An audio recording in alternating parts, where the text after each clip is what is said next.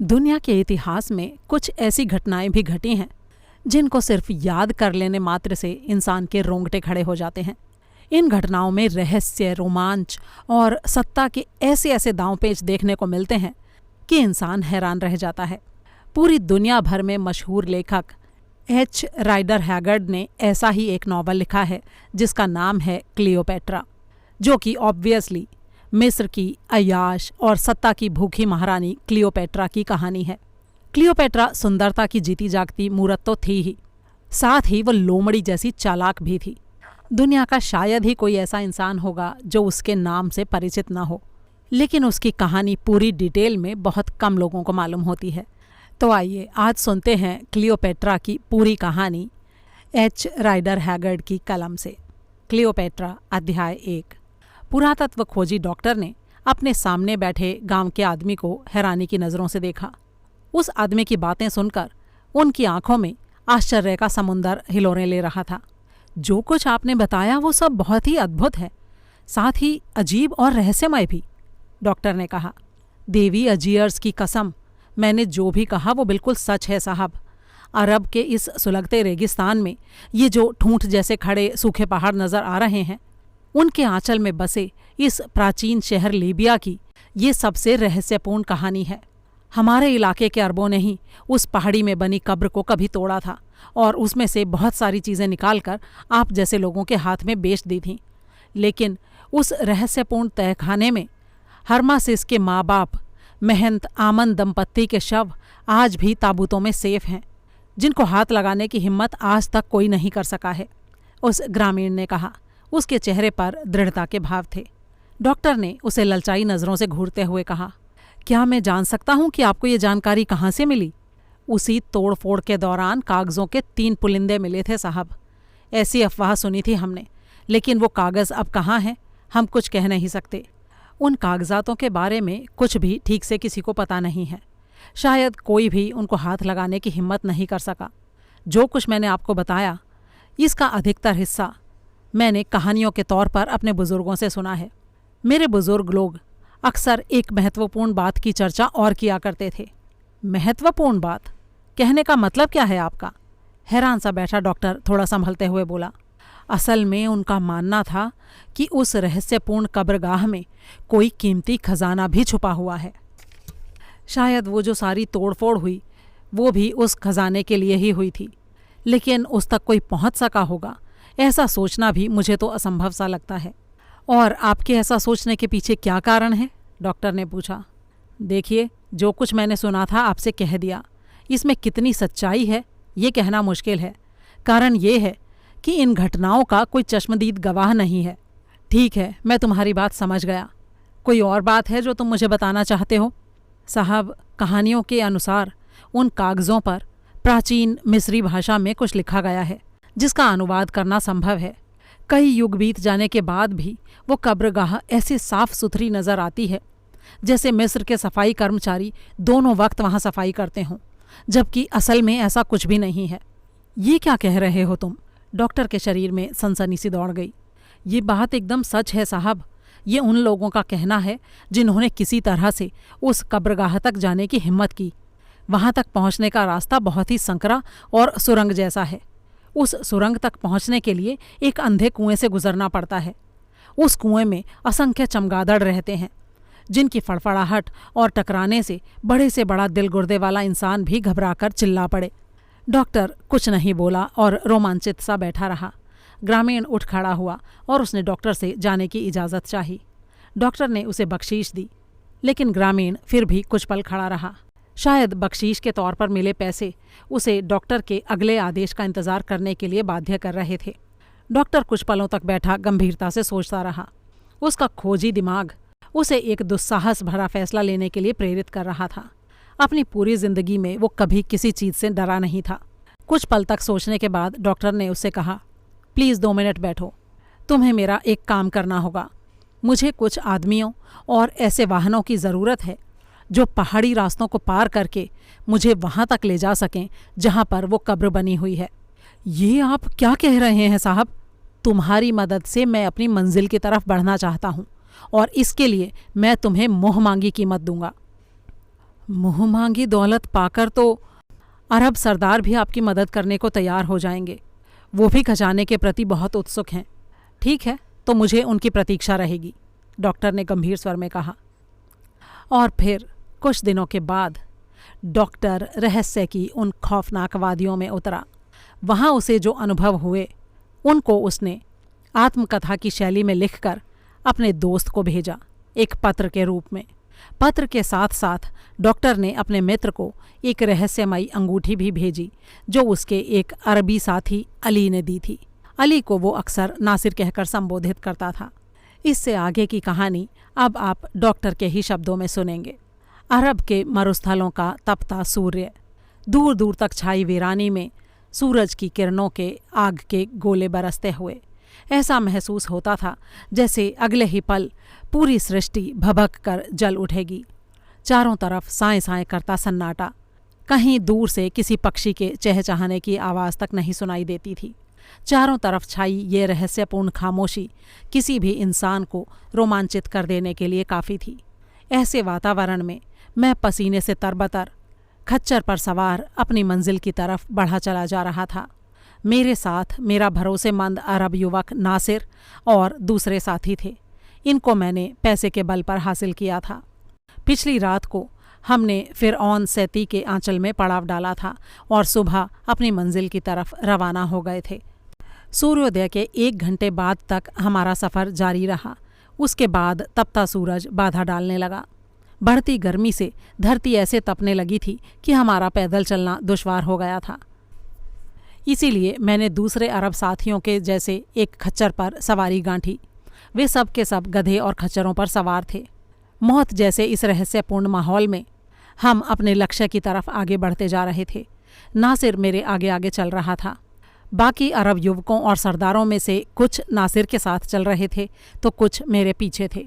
ये छोटा मोटा काफिला जैसे जैसे उन रहस्यमयी वादियों के करीब आता जा रहा था, मेरे दिल की धड़कनें बढ़ती जा रही थीं। करीब 1 घंटे बाद हमने उस दहशत भरे डरावने वातावरण में कदम रखा।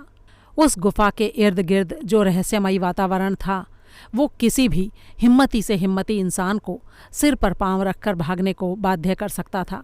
मैं ऐसी परिस्थितियों से पहले भी कई बार गुजरा था, लेकिन आज जैसा कुछ मुझे अनुभव हो रहा था वैसा पहले कभी नहीं हुआ था। वहाँ पर छाई दहशत ना चाहते हुए भी बार बार मुझे रोमांचित कर देती थी। मेरे खच्चर के पाँव के नीचे आकर कोई पत्ता भी चरमराता तो मैं चौंक पड़ता। मेरे आदमियों की हालत मुझसे भी बुरी थी। एक तरह से मेरे हौसले पर ही उनके हौसले कायम थे, इसीलिए मैं खुद को पूरी तरह से कंट्रोल में रखे हुए था। मेरा साथी नासिर यानी अली एक साहसी युवक था। कामयाबी हासिल किए बिना वापस ना लौटने के मेरे संकल्प में उसका भी बहुत बड़ा योगदान था। हम चलते रहे और गधों और खच्चरों की टापों की आवाज़ सन्नाटे के सीने पर दस्तक देती रही। अचानक नासिर ठिठका और गधे से उतरा। मैं चौंक गया। उसका रुकना ये बता रहा था कि हमारी मंजिल आ गई थी। एक गुफा को घूरते हुए उसने मुझसे कहा, आपकी मंजिल आ गई है श्रीमान, इसी पहाड़ी के नीचे है वो कब्रगाह। मैंने गौर से उस विचित्र सी पहाड़ी को देखा। यही वो जगह थी जिसके लिए मैं ना जाने कहाँ कहाँ से भटकता हुआ यहाँ पहुँचा था। रास्ता बहुत संकरा है, हमें पेट के बल सरकते हुए आगे बढ़ना पड़ेगा, नासिर ने कहा। मैंने सहमति में सिर हिला दिया। नासिर गुफा के मुंह पर पहुंचा और हाथ जमाते हुए अंदर सरक गया। मैं उसके पीछे था। नासिर ने ठीक ही कहा था। गुफा इतनी संकरी थी कि पेट के बल रेंग कर जाने के अलावा और कोई चारा नहीं था। अंदर गहरा अंधेरा था। सबसे आगे नासिर, उसके पीछे मैं और मेरे पीछे नासिर के दूसरे साथी। थोड़ा आगे जाने के बाद सुरंग कुछ खाली मिली। अब हम हाथों और पाँवों के सहारे ऊपर उठकर जानवरों की तरह चलने लगे। रास्ते में कई जगह हम ठंडी रेत के छोटे बड़े ढेरों से टकराए। अचानक नासिर छिटका, मेरे ख्याल से हमें मशालें जला लेनी चाहिए श्रीमान। मैंने कुछ नहीं कहा। नासिर और उसके साथी मशालें जलाने लगे। ये मशालें छोटे आकार की थीं, इसलिए उनको लेकर चलने में हमें किसी तरह की परेशानी नहीं हो रही थी। थोड़ी देर बाद हम गुफा के एकदम भीतर थे। यहाँ खड़े होने के लिए काफ़ी जगह थी। मशाल की कांपती रोशनी में हमने कुएं की तलाश में नज़रें इधर उधर दौड़ाईं। कुआं नज़दीक ही था। नासिर कमर से बंधी रस्सी खोलते हुए कुएं के अंदर उतरने की तैयारी करने लगा। मैं मशाल की रोशनी में दीवारों पर बनी तस्वीरें देखने लगा। ये तस्वीरें बंतलीमोस युग की थीं। थोड़ी ही देर बाद नासिर कुएं में उतर चुका था। मैंने उसे देखने के लिए कुएं में झांका, लेकिन तभी एक चमगादड़ फड़फड़ाता हुआ कुएं के अंदर के अंधेरे से निकलकर सीधा मेरे माथे से आ टकराया। मेरे मुंह से चीख निकल गई। शरीर में उठती डर की ठंडी लहरों को समेटकर मैं हड़बड़ाकर सीधा हुआ ही था कि नीचे से नासिर की आवाज़ आई, मैं कुएं की तली पर पहुंच चुका हूं श्रीमान, आप भी रस्सी से नीचे आ जाइए। मैंने माथे पर छलक आया पसीना साफ किया और नीचे उतरने की तैयारी करने लगा। नासिर के आदमियों ने मेरी कमर से लिपटी रस्सी को थाम रखा था।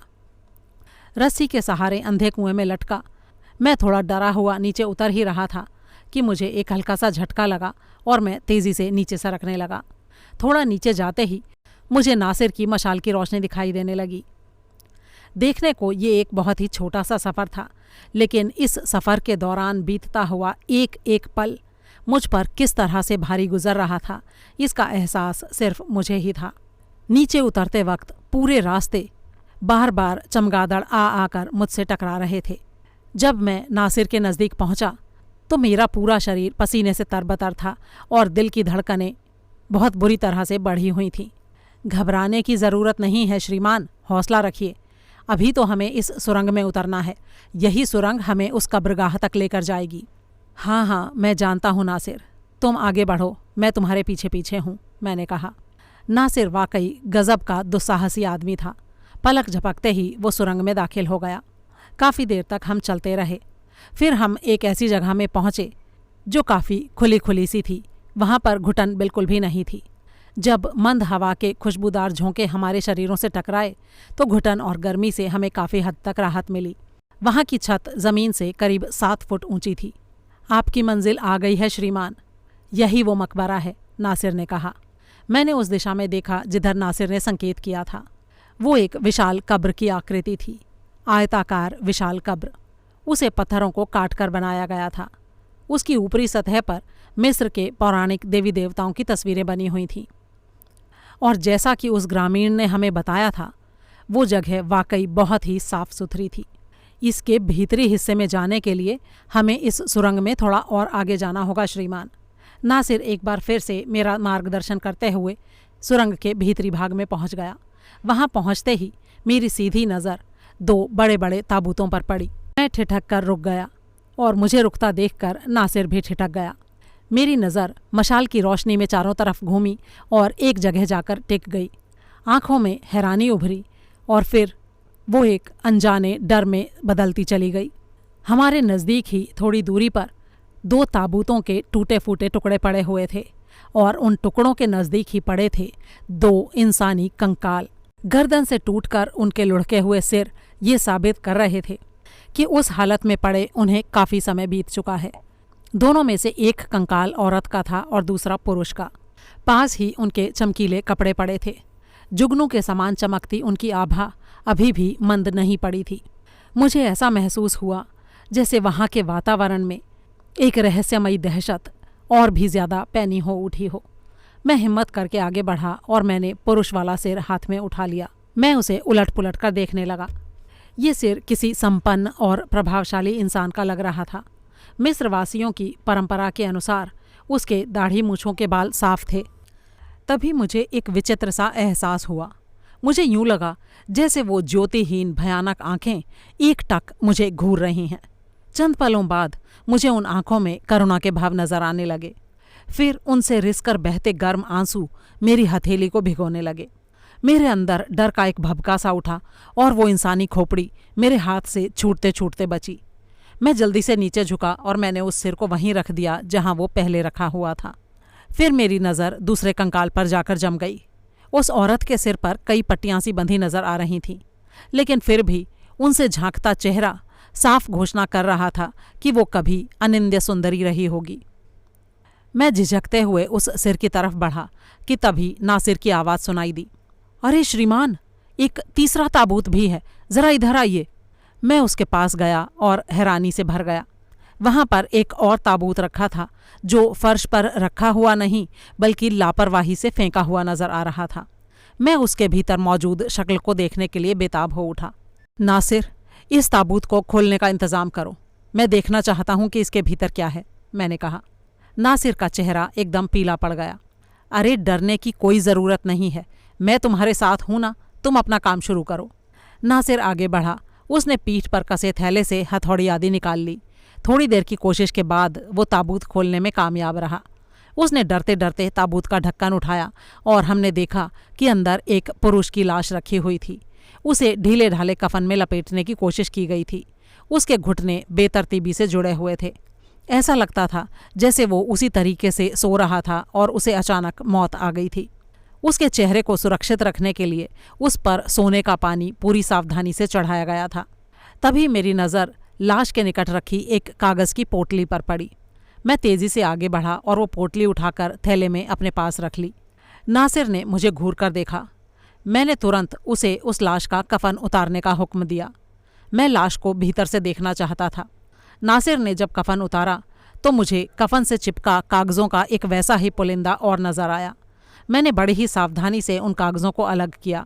शरीर से चिपकाकर रखे जाने वाले तरीके से स्पष्ट था कि वो कागज़ बहुत ही महत्वपूर्ण होंगे और मरने वाले इंसान से संबंधित होंगे। फिर उसके बाद मुझे वैसे ही कुछ और कागज़ उस लाश की टांगों में चिपके मिले। डॉक्टर होने के कारण उस आदमी की मौत का कारण मेरी नज़रों से छिपा नहीं रह सका। पूरे वक्त तक नमक में न रखी जाने के कारण ये लाश बहुत ही भयानक हो गई थी।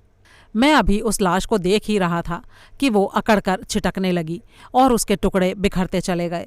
शायद ये बाहर की हवा का असर था। मैं तुरंत उठ खड़ा हुआ। मेरा काम पूरा हो चुका था और अब वहाँ रुकना बेकार था।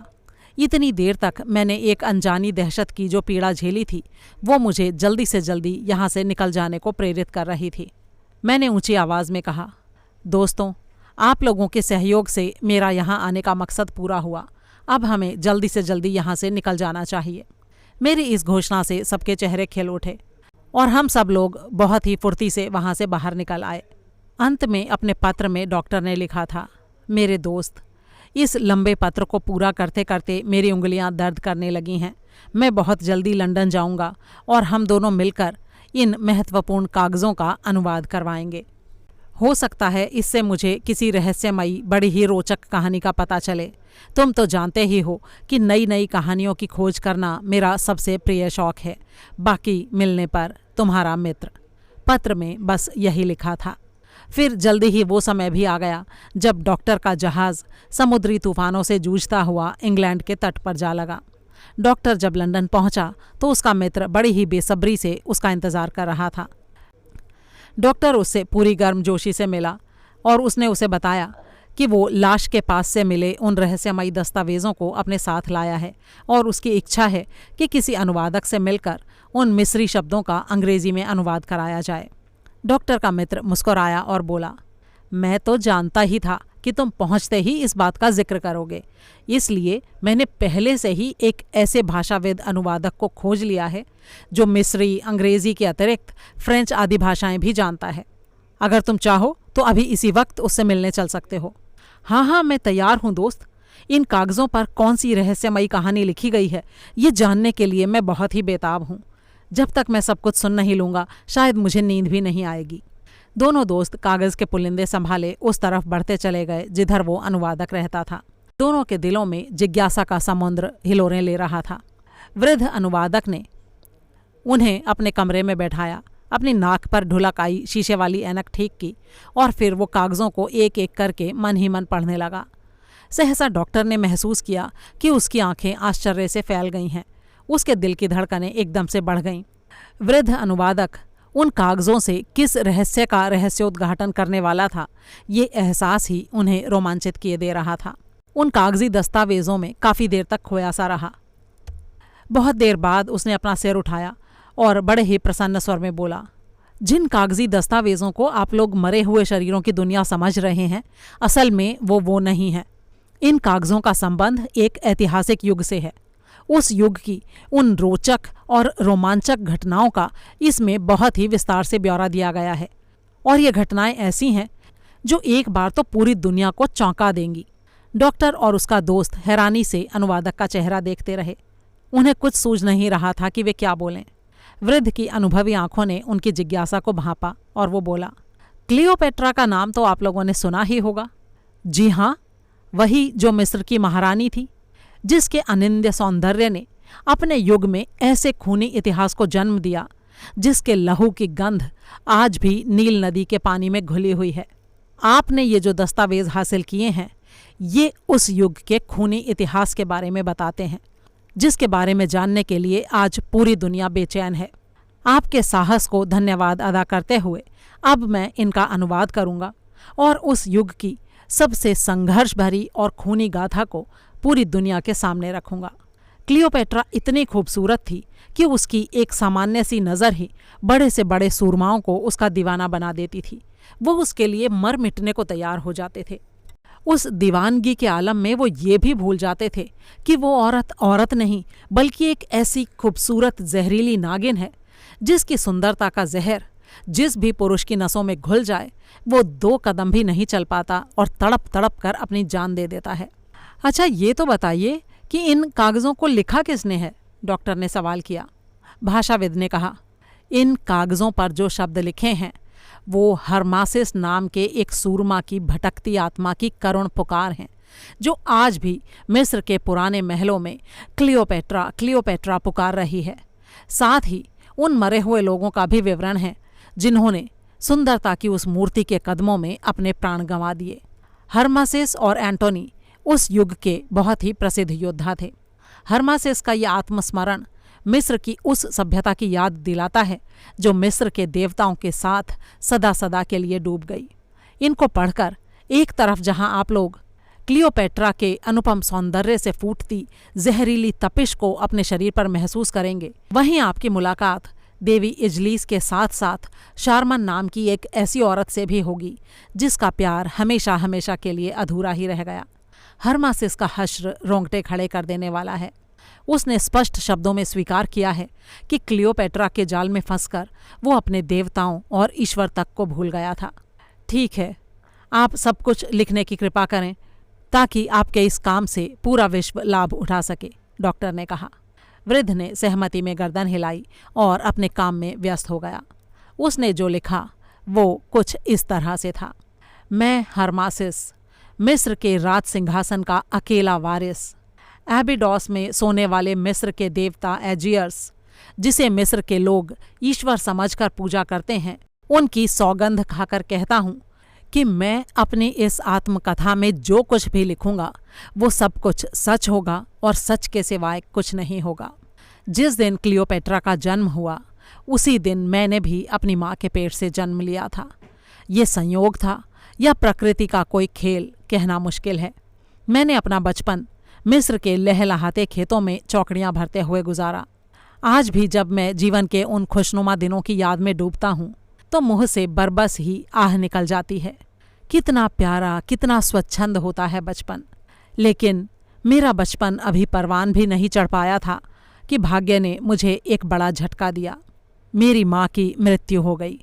लेकिन मरने से पहले मेरी माँ ने एक ऐसी भविष्यवाणी की जिसने आगे चलकर पूरे मिस्र का भाग्य बदल डाला।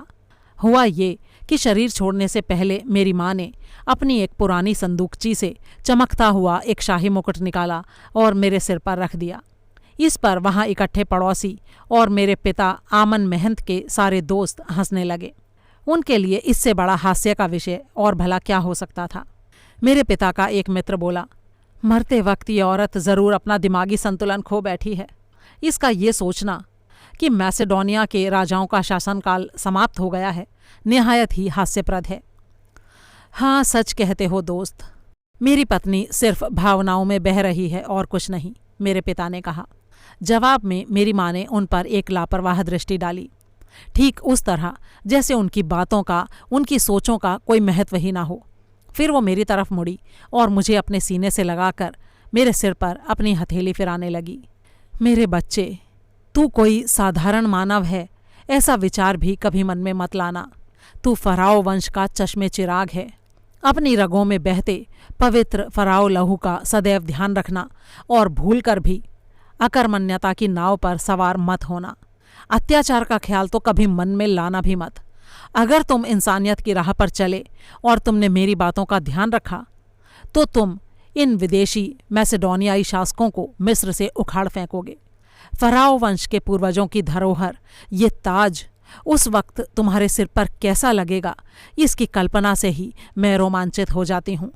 मैं शरीर त्याग रही हूँ, लेकिन स्वर्ग में बैठी मेरी आत्मा इस मनोहारी दृश्य को देखकर खुशी से झूम उठेगी, और तभी मेरा काम पूरा होगा, तभी मेरी आत्मा को शांति मिलेगी। लेकिन इसके विपरीत पाप या अनाचार की नगरी में अपने पांव पसारे तो तुम्हें श्राप लगेगा।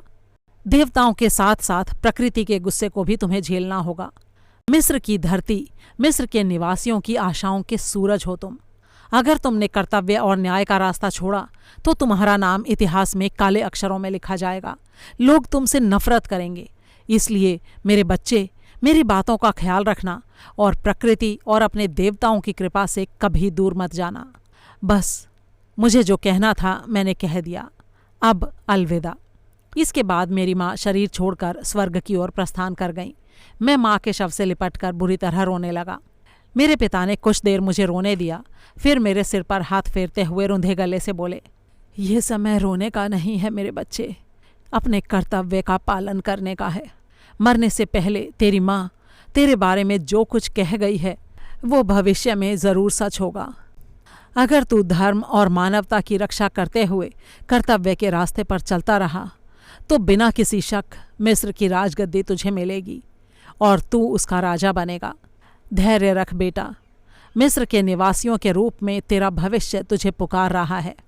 मुझे इस बात की बहुत प्रसन्नता है कि तू आने वाले समय का महानायक बनेगा, लेकिन वहीं मुझे एक चिंता भी सता रही है मेरे बच्चे। अगर रॉलेतस को इस घटना का पता चल गया कि तेरे रूप में इस देश के भावी सम्राट ने जन्म लिया है तो वो सिर्फ तुझे ही नहीं बल्कि हम सबको भी मार डालेगा।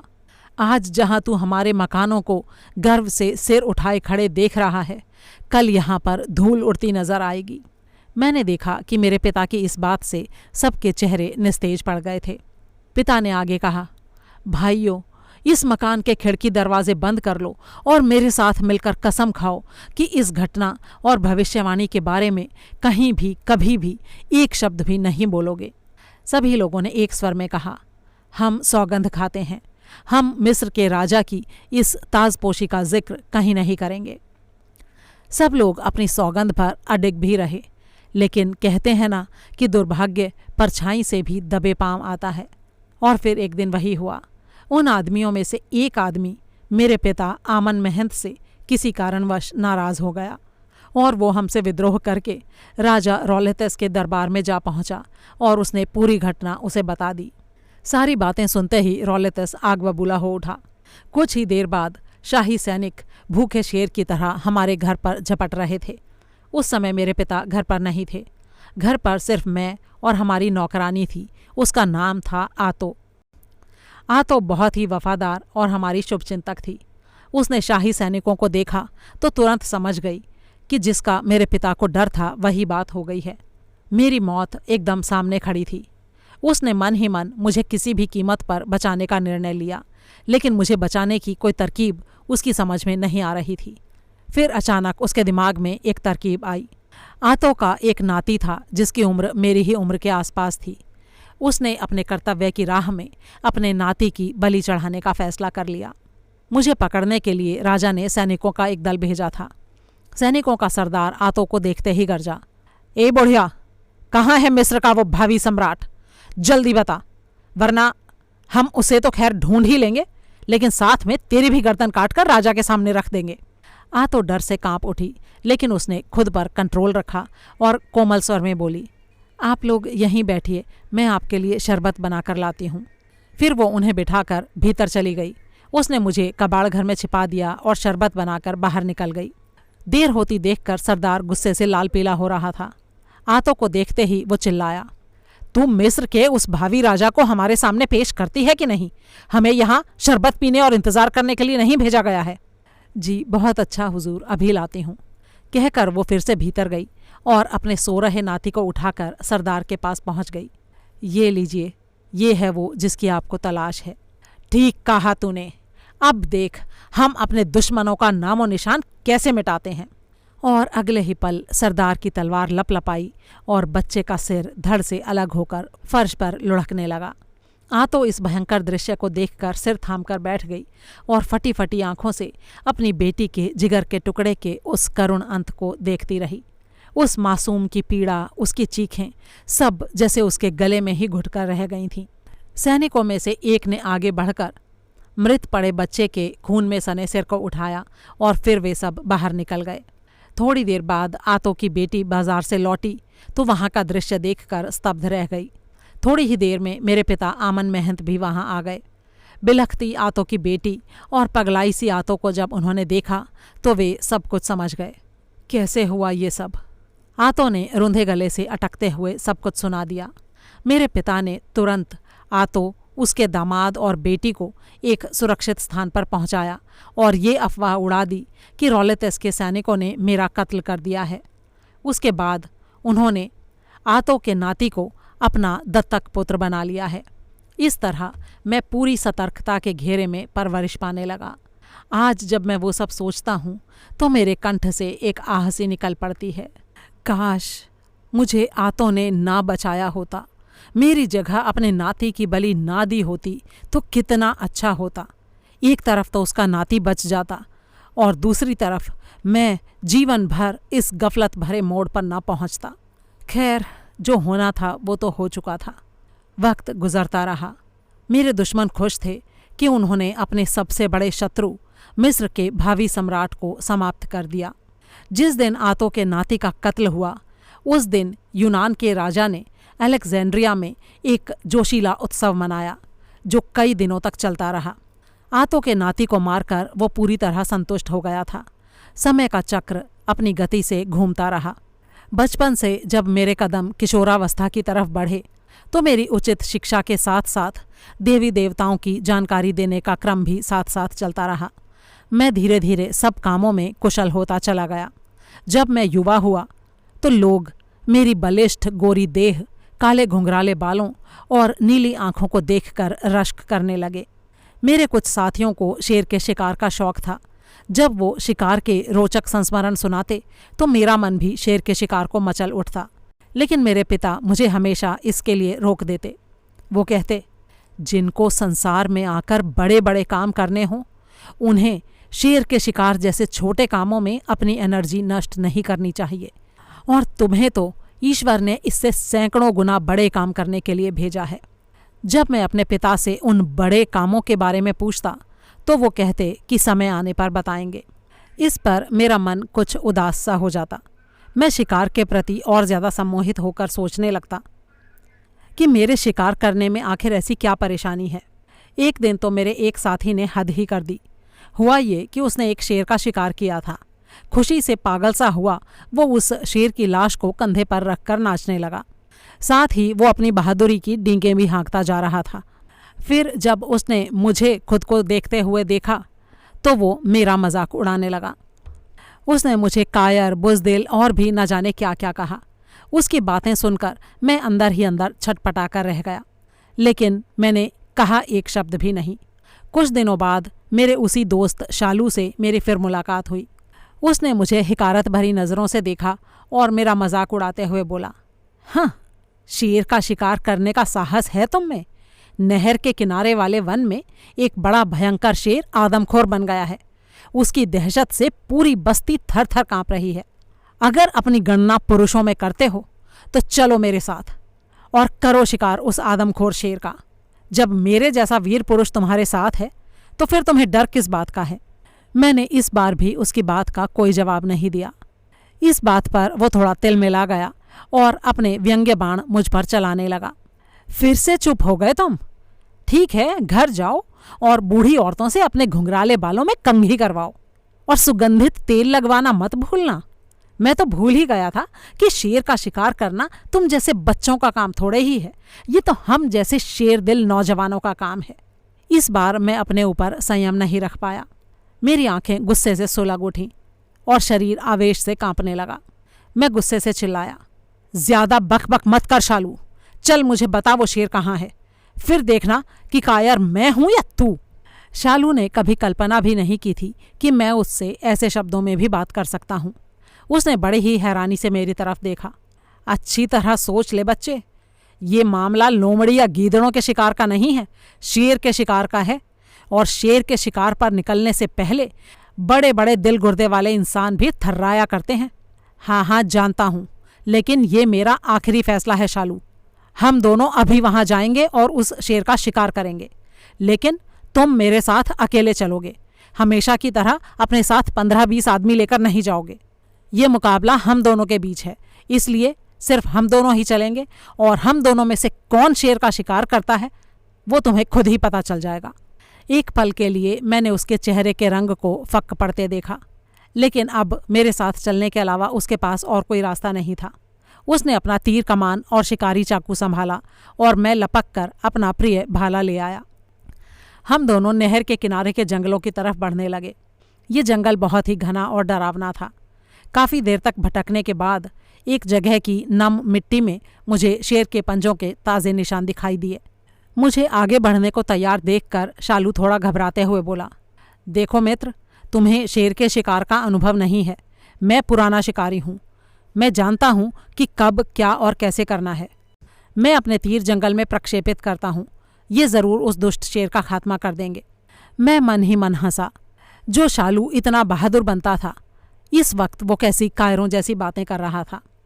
उसने जल्दी से एक तीर धनुष पर चढ़ाया और खींच मारा, और अभी मैं कुछ कहने की सोच ही रहा था कि हमारे कानों में शेर के दहाड़ने का भयंकर स्वर सुनाई पड़ा। मेरे रोंगटे खड़े हो गए। इससे पहले कि हम कुछ समझ पाते, एक वजनी पीला धब्बा हवा में लहराया और किसी ठोस लोहे के गोले की तरह हमारे सामने आ गिरा। हमारे गलों से चीख निकलते निकलते बची। शालू का छोड़ा हुआ तीर शेर की पीठ में धंसा हुआ था और वो अपनी भयानक नज़रों से हमें घूर रहा था। शालू, जल्दी से अपने पैने तीर मार, वरना ये हमारी बोटी बोटी कर डालेगा, मैं चिल्लाया। लेकिन मेरे बाजू में खड़ा शालू तो डर से थर थर काँप रहा था। डर से बाहर उबलने को आतुर उसकी आंखें अपलक शेर को घूर रही थीं। चेहरा बिल्कुल पीला पड़ा हुआ था। मेरे देखते ही देखते उसके हाथों में थमा धनुष कांपा और फिसल कर उसके पाँव के पास जा गिरा। मेरी आवाज़ कांप गई, शालू! और इसके बाद शालू ने जो कदम उठाया उसके लिए मैं बिल्कुल तैयार नहीं था। उसने शेर से भी ज़्यादा लंबी एक छलांग लगाई और मेरे पीछे आ छिपा। दूसरी तरफ से शेर धीरे धीरे आगे बढ़ा।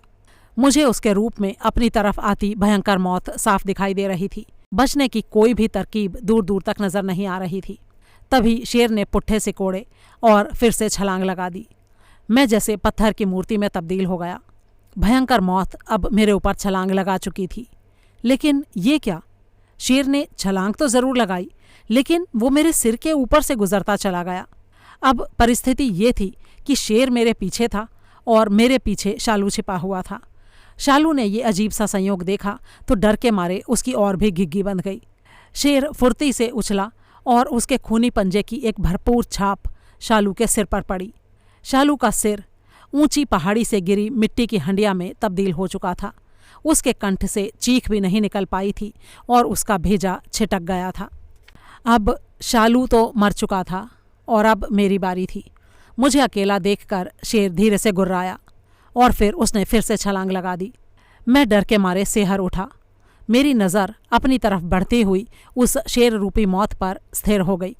शेर का मुंह बड़े ही भयंकर अंदाज में खुला हुआ था। उसके सफ़ेद नुकीले दांत सूरज की रोशनी में चमक रहे थे।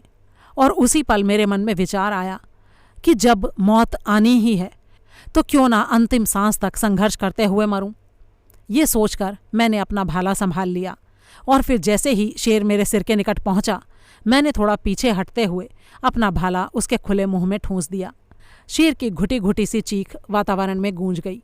मेरा ज़बरदस्त वार खाकर वो पीछे हटा और फिर अगले ही पल जोर से दहाड़ा। मेरा ये वार शेर के लिए बहुत ही घातक सिद्ध हुआ था, लेकिन शेर पर जितनी भी ताकत से हमला किया जाए वो उससे दुगनी ताकत के साथ फिर से पलटवार करता है। इसलिए वो एक बार फिर से मेरे ऊपर झपट पड़ा। मैं सावधान था, इसीलिए बिजली की सी गति से पीछे हटा और मैंने एक दूसरा और वार उसके जबड़े पर कर दिया। शेर छटपटाया और कुछ पल के बाद ढेर हो गया। मैं हैरान सा कभी शालू के मृत शरीर को देख रहा था तो कभी एड़ियां रगड़ते शेर को। तभी मुझे अपने पीछे भागते हुए कदमों की आवाज़ सुनाई दी। मैंने चौंक कर पीछे मुड़कर देखा तो हैरान रह गया। ये आतो थी।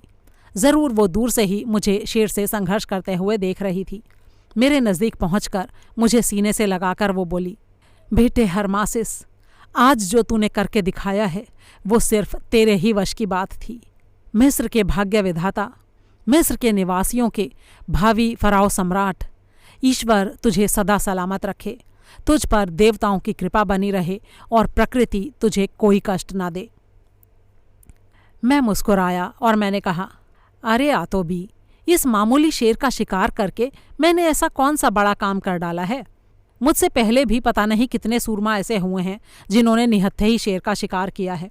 तो इतनी मामूली बात के लिए आपका इतना खुश होना सही नहीं है। ये बात मैंने कही तो ज़रूर, लेकिन असलियत ये थी कि शेर को यूं मारने में कामयाब होने के बाद मेरे अंदर छाया डर काफ़ी हद तक दूर हो गया था। मेरा आत्मविश्वास और भी दृढ़ हो गया था और शरीर के रोम रोम में निर्भयता की लहरें सी उठती महसूस हो रही थीं। आतोबी ने मेरी माँ की तरह ही स्नेह भरी हथेली मेरे सिर पर फेराई और बोली, मेरे लाडले बेटे, तेरी माँ ने कहा था कि तेरे भीतर देवी की पवित्र आत्मा का वास हो चुका है। आज मुझे वो बात सच साबित होती नज़र आ रही है। अब तू यूनानियों को भगाकर मिस्र को गुलामी की बेड़ियों से आज़ाद ज़रूर कराएगा, इसका मुझे पूरा विश्वास हो चुका है।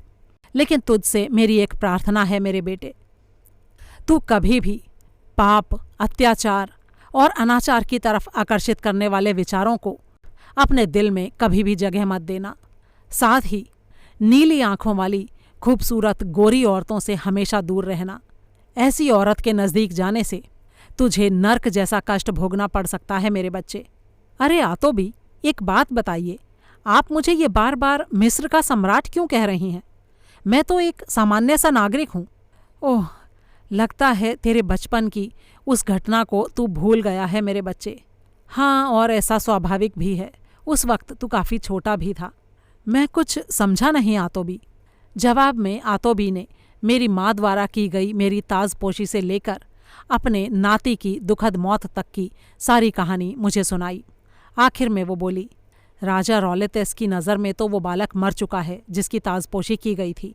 तुम आमन महंत के सगे पुत्र नहीं बल्कि उनके गोद लिए हुए पुत्र हो और मेरे नाती यानी मेरी बेटी के बेटे हो।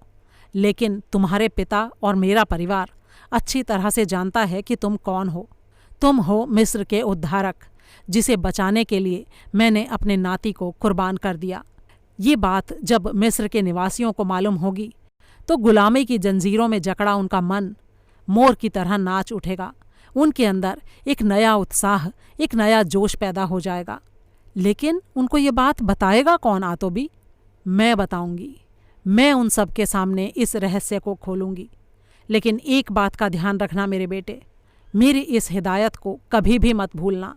तेरे सिर पर अगर कभी कोई खतरा मंडराया तो उस खतरे का कारण एक खूबसूरत औरत ही होगी। इसीलिए मैं तुझसे कहती हूँ, नीली आंखों वाली खूबसूरत औरतों से हमेशा दूर रहना, क्योंकि मैं ना तो तुझे खतरे में फंसा देखना चाहती हूँ और ना ही ये चाहती हूँ कि तू नर्क को चला जाए। प्रत्यक्ष में मैंने आतोबी के सामने उसकी सारी बातें मान ली। मैं उसके मन को ठेस नहीं पहुँचाना चाहता था, जबकि हकीकत ये थी कि मैं मन ही मन उसकी बुद्धि पर हंस रहा था। लेकिन काश मुझे पता होता कि आतोबी के मुँह से निकला एक एक शब्द पत्थर पर खींची गई लकीर है और भविष्य में मेरे साथ घटित होने वाली है। अगला अध्याय। जब मैं घर पहुंचा तो बुरी तरह से हड़बड़ाया हुआ था।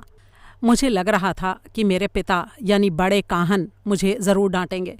मैंने सोचा कि घर पहुंचते ही मैं उन्हें सब सच सच बता दूंगा और फिर उनसे क्षमा मांग लूँगा। लेकिन जब मैं घर का पर्दा हटाकर भीतर घुसा तो एक विचित्र से असमंजस में फंस गया। मेरे पिता दूर कहीं अपने ख्यालों में गुम बैठे हुए थे। मैं उनकी आध्यात्मिक गरिमा से अच्छी तरह से परिचित था। वो अपनी अनोखी विद्या द्वारा अक्सर देवताओं से बातें करते थे, लेकिन इसका जिक्र संसार के गिने चुने महर्षियों की तरह किसी से भी करते नहीं थे।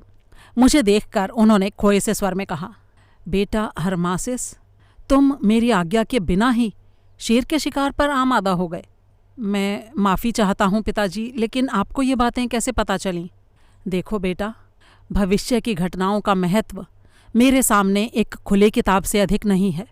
तुम्हें शायद पता नहीं कि जब तुम्हारा साथी शेर के हमले का शिकार हुआ तब मेरी आत्मा एक सुरक्षा कवच बनाए हुए तुम्हारे चारों तरफ घूम रही थी। अगर ऐसा ना होता तो तुम्हारा भी हाल वही हुआ होता जो शालू का हुआ। लेकिन मेरी समझ में ये नहीं आया बेटा कि तुमने मेरा वचन तोड़ा क्यों। तुम्हें इस तरह जंगल में जाकर शेर से भिड़ने की भला क्या ज़रूरत आ पड़ी थी।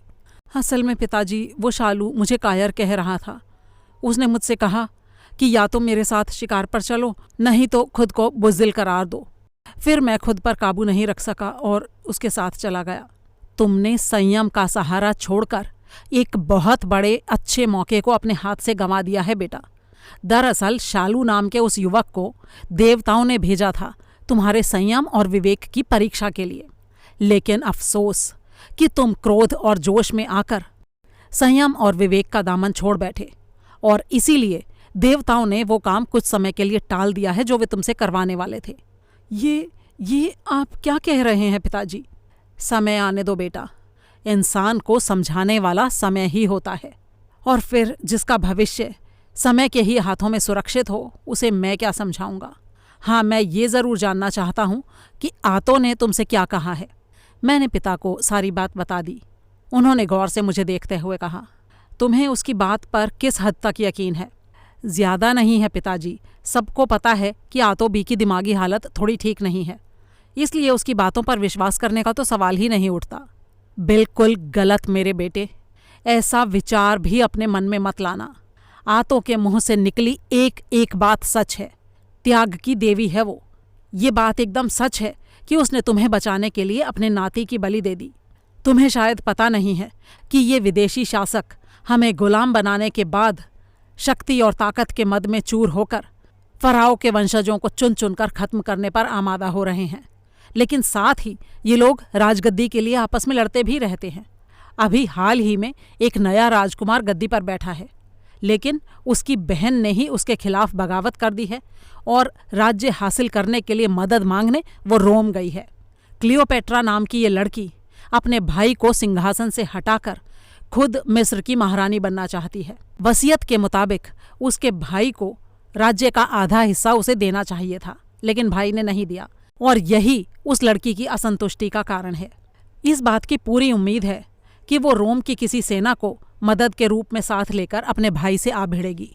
अब क्योंकि जो रोमन लोग हैं उनकी नीयत में भी लालच और मौका परस्ती कूट कूट कर भरी हुई है, इसलिए मिस्र की राजगद्दी किसके कब्जे में जाएगी ये कहना मुश्किल है। तुम बस इतना समझ लो कि मिस्र की जनता रोमनों और यूनानियों के अत्याचार से परेशान है। जगह जगह हमारे मंदिरों में ये विदेशी तोड़फोड़ कर रहे हैं। हमारे देश की संस्कृति और देवताओं का अपमान हो रहा है, और यही वो उचित समय है जब हम में से कोई इन सताए हुए लोगों का मसीहा बनकर उभरे और इन दुष्ट लोगों से अपनी पवित्र मातृभूमि को आज़ाद कराए। और वो मसीहा जिसे ये सब काम अंजाम देना है वो और कोई नहीं बल्कि तुम हो। सुन रहे हो ना तुम? जी पिताजी। आज देवताओं ने शालू के माध्यम से तुम्हारी परीक्षा ली और तुम उसमें पीछे छूट गए। इस तरह से मिस्र की आज़ादी का समय और भी आगे सरक कर भविष्य के हवाले हो गया। मेरी बात को ध्यान से सुनो बेटा। तुम मिस्र के भाग्य विधाता हो। तुम्हें किसी भी कमजोरी के अधीन नहीं होना है, न आज न कल, भले ही वो कोई खूबसूरत औरत हो या कोई भी दूसरा आकर्षण। देवताओं ने तुम्हें मिस्र की गुलामी की जंजीरों को काटने के लिए भेजा है। अगर तुमने ये काम पूरा नहीं किया तो तुम्हें देवताओं के क्रोध का शिकार होना पड़ेगा। इसलिए बेहतर यही है कि तुम सारे देवी देवताओं को अपने अच्छे कामों से संतुष्ट रखो और महान यश के भागी बनो। इसी में तुम्हारा और पूरे मिस्र का कल्याण है। लेकिन अगर तुमने मेरी बात नहीं मानी तो तुम शापित हो जाओगे, और साथ ही साथ सब लोग तुमसे घृणा करेंगे और तुम्हारा अंत बहुत ही भयानक होगा। मैं ऐसा कुछ नहीं करूँगा पिताजी, कहकर मैं पिताजी के कदमों में झुक गया। ईश्वर तुम्हारी रक्षा करे मेरे बेटे। पिताजी को एक बार फिर से आश्वासन देकर मैं बाहर आ गया। एकांत में बैठकर मैं उनकी बातों के बारे में सोचना चाहता था। शहर के सब लोग गहरी नींद में सोए हुए थे। चारों तरफ गहरी शांति थी, लेकिन मेरी आंखों में नींद का नामो निशान तक नहीं था। मेरे कानों में सिर्फ पिताजी की बातें गूंज रही थी। साथ ही साथ मन में मिस्र के देवताओं के प्रति अनुग्रह का भाव भी पैदा हो रहा था। इस वक्त मैं खुद को बहुत ही सौभाग्यशाली समझ रहा था। मैंने मन ही मन देवताओं से प्रार्थना की, अपने पुराने कर्मों के लिए क्षमा मांगी और साथ ही आगे आने वाले समय में अपने कर्तव्यों को पूरा करने के लिए शक्ति भी मांगी। फिर मैं धरती पर साष्टांग मुद्रा में लेट गया और अपने माथे को फर्श पर हौले हौले ठकठकाने लगा। तभी आकाश की गहराइयों से एक भविष्यवाणी हुई। प्रिय हरमासिस, तुमने हमसे वरदान के रूप में शक्ति की याचना की है। तुम्हें शायद मालूम नहीं है वत्स कि तुम्हें वो शक्ति प्रदान करके ही धरती पर भेजा गया है। लेकिन सावधान, देवताओं द्वारा दी गई इस शक्ति का कभी भी दुरुपयोग मत करना। अगर ऐसा हुआ तो अनर्थ हो जाएगा। पाप कर्मों की तरफ भूल कर भी मत जाना और अहंकार को तो अपने पास भी मत फटकने देना। तुमने हमसे जो पुकार की थी वो हमने सुन ली है और इसी बात को सिद्ध करने के लिए हम तुम्हें ये निशानी दे रहे हैं। ये लो, संभालो इसे। इसी के साथ ही किसी अदृश्य शक्ति ने मेरी दाईं मुट्ठी खोली और उसमें कोई चीज़ रखकर मुट्ठी को बंद कर दिया। हथेली में बंद उस वस्तु से मुझे एक सुखद सी अनुभूति हुई। मेरा पूरा शरीर ठंड से कांप रहा था। जब मैं उस विचित्र से सम्मोहन से उबरा तो मैंने देखा कि मेरा पूरा शरीर पसीने से भीगा हुआ था। मैंने जल्दी से अपनी बंद मुट्ठी की तरफ देखा और फिर उसे खोलकर देखा। मेरी हथेली पर एक आधा खिला हुआ कमल का फूल रखा था। उससे फूटती सुगंध मेरी नाक से टकराई और मुझे ऐसा लगा जैसे प्रकृति की पूरी सुगंध सांसों के द्वारा मेरे शरीर में समा गई हो। आनंद की अधिकता से मेरा शरीर झंझना उठा। मैंने हथेली और ऊपर उठानी ही चाही थी कि कमल का वो फूल जैसे जादू के जोर से आसमान में उठा और हवा के झोंके पर सवार दूर आसमान में उड़ता चला गया। मैं निस्तब्ध सा खड़ा इस विचित्र घटना पर पलकें झपकाता ही रह गया। देवताओं का ये आशीर्वाद मुझे बहुत ही प्रसन्न कर गया था। कुछ दिनों के बाद सहसा मुझे एक विचित्र सी बेचैनी का एहसास हुआ। साथ ही मुझे ऐसा लगता जैसे कोई मेरे कानों में कह रहा हो, मुझे इस घर से दूर जाना है, कहीं और जाना है, बस जाना है। और फिर एक दिन एक मरे हुए काहन यानी साधु का अंतिम संस्कार करने के लिए कुछ साधु मेरे शहर एबिदोस में आए। मेरे पिता ने कहा, बेटे हरमासिस, जिस समय की मैं प्रतीक्षा कर रहा था वो आ गया है। तुम्हें इन काहनों के साथ तुरंत इन वालरा शहर के लिए प्रस्थान करना है। वहाँ के मंदिर का पुजारी मेरा परिचित है। मैं उसके नाम तुम्हें एक पत्र देता हूँ जिसे तुम्हें उसको देना है। उसके बाद क्या करना है ये वही तुमको बताएगा। मैं तुरंत उन साधुओं के साथ इन वालरा के लिए रवाना हो गया। जाते समय आतों ने कुछ जड़ी बूटियाँ मुझे दीं। उसके विचार से आड़े समय में वो मेरे काम आ सकती थीं। मैंने उन्हें संभाल कर रख लिया। करीब 1 हफ्ते के बाद हम अपनी मंजिल पर पहुँचे। मंदिर के पुजारी ने हमारी आवभगत में कोई कसर नहीं छोड़ी। मुझे देखकर तो वो बहुत ही खुश हो गया। उन्होंने मुझे आशीर्वाद दिया और फिर वो मुझे मंदिर के तहखाने में ले गए, जहाँ पर मुझे पवित्र आपीस काली गाय, जिसकी पूजा प्राचीन काल के मिस्र के लोग किया करते थे, उसके सामने ले जाकर खड़ा कर दिया। गाय के सींगों पर सोने के पत्थर मढ़े हुए थे। पुजारी ने मुझे उसकी पूजा करने का संकेत किया और खुद आपीस काली गाय के सम्मुख नतमस्तक हो गया। मैंने भी वो प्रार्थना दोहरा दी जो मेरे पिता अक्सर किया करते थे। इस बात पर पुजारी हैरान होने के साथ साथ थोड़ा शंकित भी हो गया। शायद उसने इस बात की उम्मीद नहीं की थी कि मैं आमन महंत के पवित्र शब्दों को दोहराऊंगा और यही बात उनको मेरे प्रति शंकालु बना गई। लेकिन मैंने इस बात की ज़रा भी परवाह नहीं की। इन वालरा के एक बहुत बड़े काहन साधु रिश्ते में मेरे मामा लगते थे और सीपसा नाम की जगह में रहते थे। कुछ दिनों बाद उन्होंने मुझे लाने के लिए कुछ साधुओं को भेजा। मैं रेत पर चलने में होशियार उम्दा किस्म के गधों पर सवार हुआ और उन साधुओं के साथ सीपसा के लिए रवाना हो गया। रास्ते में गरीब बस्तियों को देखकर मुझे अच्छी तरह से समझ में आ गया कि यूनानियों ने मेरे देश को लूटने खसोटने के अलावा और कुछ नहीं किया था। फसल पैदा होने पर शाही सैनिक उसे छीन ले जाते थे। मंदिर के देवी देवताओं की मूर्तियों को तोड़ फोड़ कर बेच दिया गया था। चलते चलते हम फराओ फोमी द्वारा बनाए गए 7 अजूबों में से एक महल महान वाले शहर में पहुँचे। उन तीनों भवनों की छटा बड़ी ही खूबसूरत थी। सबसे छोटे महल से दोनों महल थोड़े थोड़े बड़े थे। मैं इन महलों में घूमा और वहाँ मैंने राज परिवारों की समाधियाँ देखीं। इन महलों के पिछले भाग में सूर्यदेव का बुत बनाया गया था। हम नीचे उतरे और उस पवित्र देवता के सामने सर झुकाकर खड़े हो गए। वहीं पर मेरी मुलाकात मेरे रिश्ते के मामा से हुई, जिनका नाम भी सीपसा था। वो मुझे भीतर ले गए और उन्होंने सीने से लगाकर मुझे प्यार किया और मुझे बताया कि वो मेरी माँ के भाई अर्थात मेरे मामा हैं। अगले दिन से मैं मामा जी के साथ सुबह सवेरे तारों की छाया में उठकर उनकी पूजा अर्चना में शामिल होने लगा। सभी पुजारी खुश थे और मुझे देवताओं की शक्तियों से ओतप्रोत मान रहे थे। वहाँ मैंने बहुत सारी धार्मिक किताबें पढ़ीं, जिनसे मुझे आध्यात्मिकता में भी रुचि हो गई। मामा जी भी चांद सितारों के गुप्त ज्ञान और भविष्य के बारे में जानने वाली विद्या के बारे में मुझे बताते रहते थे। साथ ही साथ मैं स्वप्न के फलों के बारे में ज्ञान प्राप्त करने में भी लगा हुआ था। मामा जी ने मुझे जादू से जुड़ी कई चमत्कारिक शक्तियों से भी परिचित कराया। 5 सालों तक इस विशेष शिक्षा का क्रम ऐसे ही चलता रहा। वहीं पर मुझे पता चला कि मैं शाही खानदान से संबंध रखता था।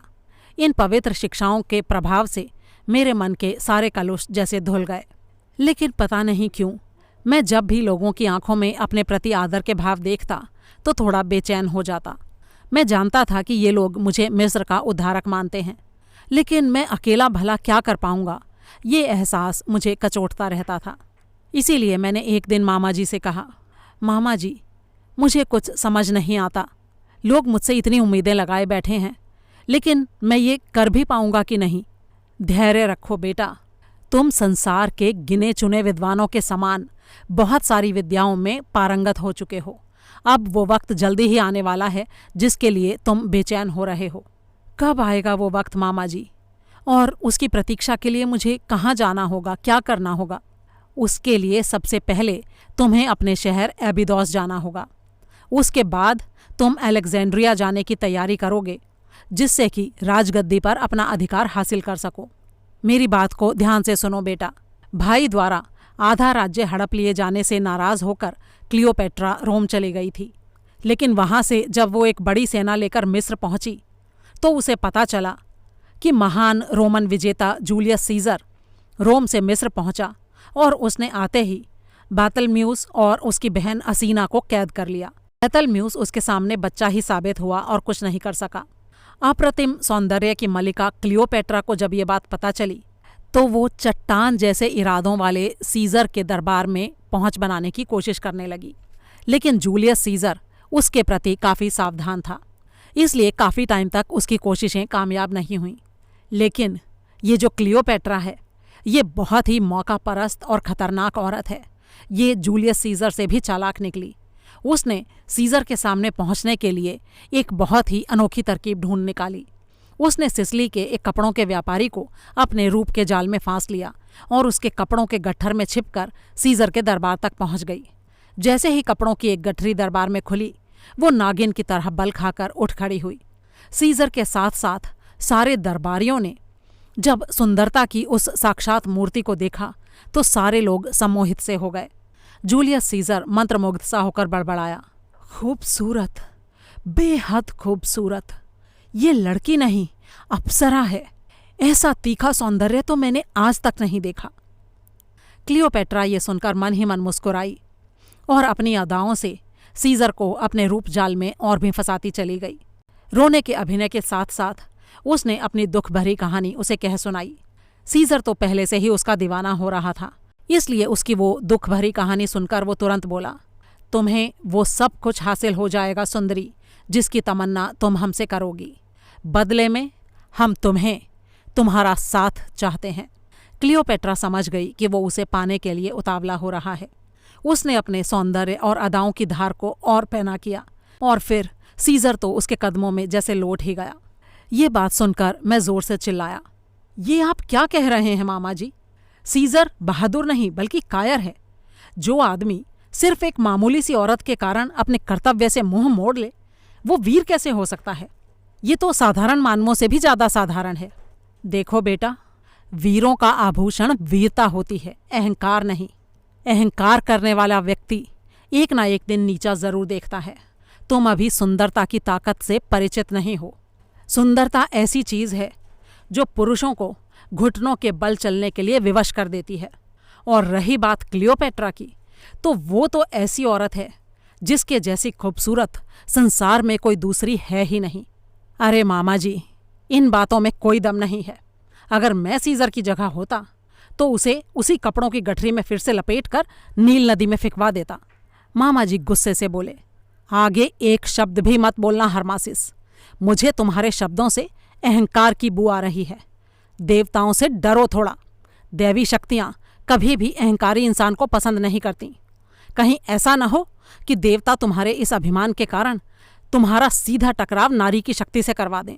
अगर ऐसा हो गया तो तुम ढूंढने से भी अपने टूटे वजूद को पा नहीं सकोगे। तुम विद्वान हो, विवेकवान हो, लेकिन अभी दुनिया के फंदों से पूरी तरह अनजान हो। ऐसे आदमियों को जब दुनिया अपने फंदे में बांधती है तो वो फड़फड़ा भी नहीं पाते। मामा जी की इन बातों से मैं गंभीर हो गया। कुछ पलों तक चुप रहने के बाद मैंने कहा, अच्छा ठीक है, फिर उस सीजर का क्या हुआ?